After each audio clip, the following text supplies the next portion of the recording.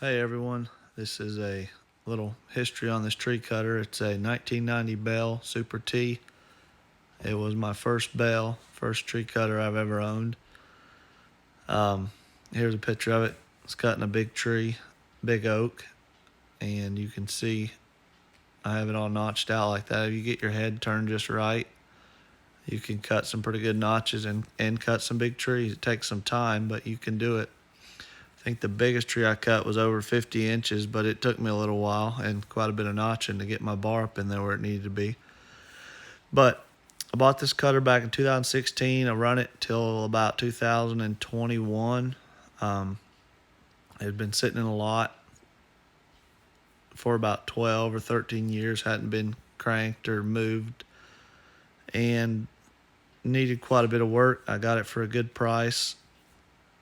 Um, Took it to the shop, started working on it, got it going, had to do a fuel pump, redo it, and repack, I think, all the cylinders, changed a lot of hydraulic hoses.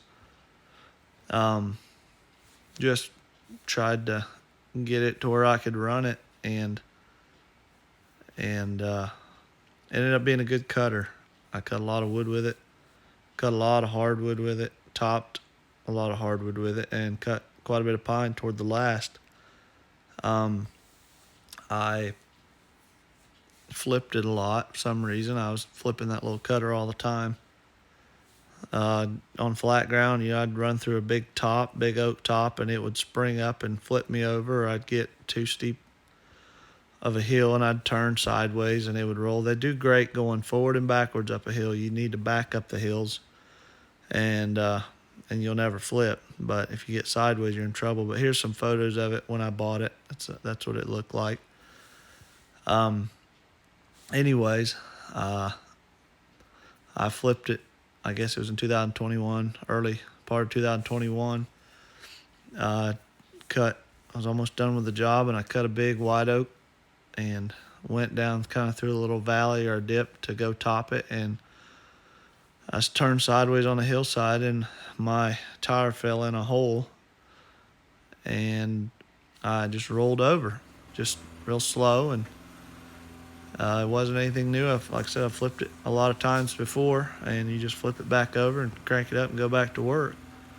But the battery is under the seat, and it did not have the bar that holds it in place, and so that battery shorted out on the shield under there. And the only way to get to the battery is to open that door, the right side cab door, to get it out, and it was on the ground. The tree I'd cut was in the way.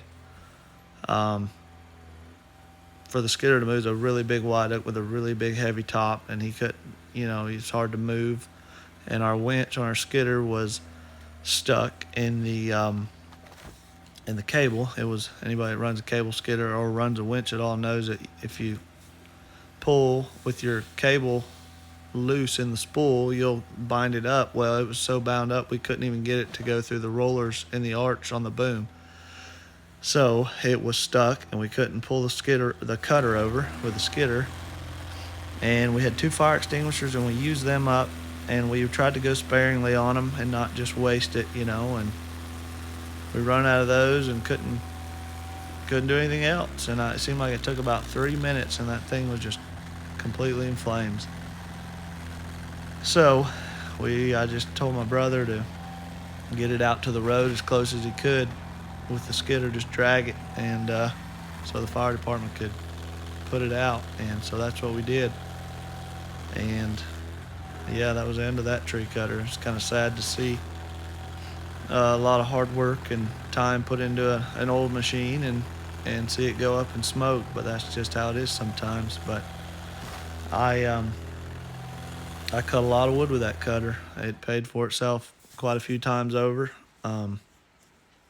And yeah, I upgraded to an Ultra C from the Super T, which is a pretty big upgrade. Now, the Super Ts are really good machines. They have the Deutz engine, lever controls. They're simple, cheap, efficient machines. And I actually had an Ultra T, which is a Deutz powered turboed engine.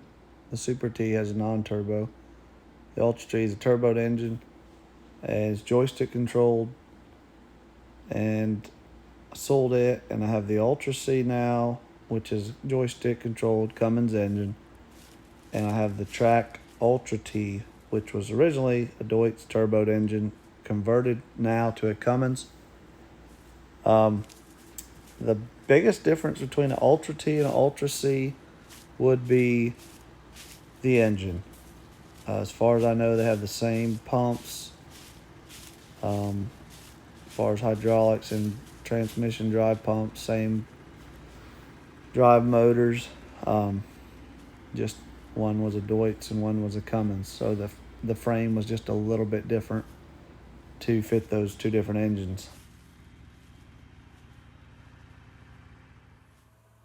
Here's a little clip of one of the times I flipped over. I got too close to that creek bank and it caved in on me, and I flipped over, and when I climbed out, there was a water moccasin laying right there, right where I got out, so I was pretty glad I didn't get bit. But yeah, that cutter had been on its side quite a few times.